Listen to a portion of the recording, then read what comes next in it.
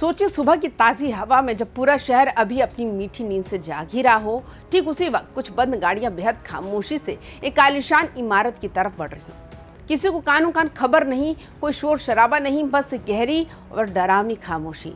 आखिरकार ऐसा क्या राज दफन था उन बंद कमरों के पीछे, जिसे बेनकाब करने के लिए सरकारी महकमे की सबसे बड़ी जासूसी टीम ने भोर की पहली किरण के साथ धावा बोल दिया।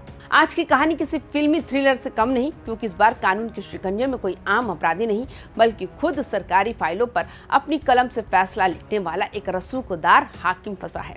नमस्कार, आप देख रहे हैं वाइबिन बिहार झारखंड। मैं हूं आपके साथ मोदिता त्रिपाठी। तारीख थी 6 मई और दिन बुधवार।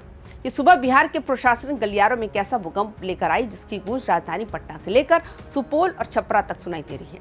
सुपौल के जिला सब रजिस्ट्रार अमरेंद्र कुमार एक ऐसा नाम जो अब तक रसूख की मखमली चादर ओढ़े बैठा था, लेकिन अचानक आर्थिक अपराध इकाई यानी EOU के जवानों ने उनके साम्राज्य की नींव को हिला कर दिया। किसी को भनक तक नहीं थी कि आज का सूरज इस रसूखदार अधिकारी के जीवन का सबसे अंधकारमय सच सामने लेकर आने वाला है। ये कोई अचानक की गई कार्रवाई नहीं थी। इसके पीछे महीनों की कड़ी निगरानी, बेहद गोपनीय ढंग से जुटाई गई सूचनाएं और फाइलों का वो पुलिंदा था जिसे अमरेंद्र कुमार ने बड़ी चालाकी से दुनिया की नजरों से छुपाने की कोशिश की थी।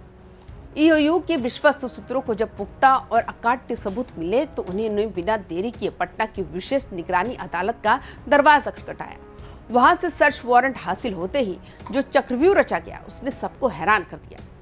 एक साथ एक ही समय पर DSP स्तर के जाबाज अधिकारियों के नेतृत्व में अलग अलग टीमें अपने मिशन पर निकल पड़ी।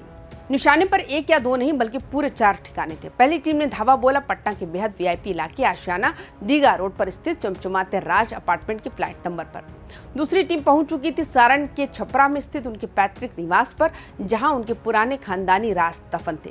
वही तीसरी और चौथी टीम ने सुपौल में उनके सरकारी कार्यालय और किराए के आशियाने को चारों तरफ से घेर लिया था। जब EOU के अधिकारियों ने दरवाजे पर दस्तक दी तो अंदर मौजूद लोगों के पैरों तले जमीन खिसक गई। अब आपके दिमाग में ये सवाल जरूर घूम रहा होगा कि आखिर इस सब रजिस्ट्रार साहब ने ऐसा क्या कर दिया कि पूरी सरकार उनके पीछे हाथ धोकर पड़ गई। तो चलिए इस रहस्य से भी पर्दा उठाते हैं। EOU के अधिकारियों की खोजी नजरों ने जब अमरेंद्र कुमार के काले साम्राज्य के पन्नों को पलटना शुरू किया तो जो सच बाहर आया वो आंखें फटी की फटी रख देने वाला था। शुरुआती जांच में ही ये साफ हो गया कि साहब ने अपनी वैध सरकारी कमाई को ठेंगा दिखाते हुए करीब 1,10,64,000 रुपयों की अवैध संपत्ति खड़ी कर रखी थी। जरा इस गणित को गहराई से समझिए। यह आंकड़ा उनकी वास्तविक और ज्ञात आय से पूरे 65.08% ज्यादा है। यानी जितनी कमाई सरकारी कागजों में जायज थी उससे आधे से ज्यादा का साम्राज्य उन्होंने पर्दे के पीछे अनधिकृत तौर पर खड़ा कर लिया था। अब सवाल ये उठता है, क्या ये सिर्फ एक करोड़ का मामला है या फिर ये तो सिर्फ उस विशाल बर्फीले पहाड़ का एक छोटा सा सिरा है जो पानी के ऊपर दिख रहा है। जैसे जैसे बंद कमरों में जांच आगे बढ़ रही है, वहां रखी फाइलें और दस्तावेज कौन कौन से नए और चौंकाने वाले राज उगलेंगे, इस पर पूरे सूबे की निगाहें टिकी हुई है। फिलहाल छापेमारी की महाकार्रवाई अपने चरम पर है। बंद अलमारियों के ताले तोड़े जा रहे हैं, बैंक खातों को खंगाला जा रहा है और बेनामी संपत्तियों के छिपे हुए कागजात तलाशे जा रहे हैं। EOU के आला अधिकारियों का दबी जुबान में कहना है कि पूरी कार्रवाई मुकम्मल होने के बाद जो अंतिम सच सामने आएगा वो इस खेल के पीछे के और भी कई बड़े चेहरों को बेनकाब कर सकता है। क्या इस महारिश्वत कांड के पीछे कोई और बड़ा सिंडिकेट काम कर रहा था? क्या सुपौल के इस सब रजिस्ट्रार के तार पटना की सत्ता के गलियारों में बैठे किसी और बड़े रसूखदार से जुड़े हैं?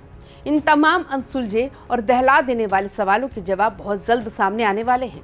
आप बने रहिए हमारे साथ, क्योंकि इस सनसनीखेज खुलासे की ये हर एक कतरन और हर एक छुपा हुआ पन्ना हम सबसे पहले आप तक पहुंचाएंगे। चैनल को सब्सक्राइब करना ना भूलें ताकि इस कहानी का अगला मोड़ आपसे छूट ना जाए। नमस्कार।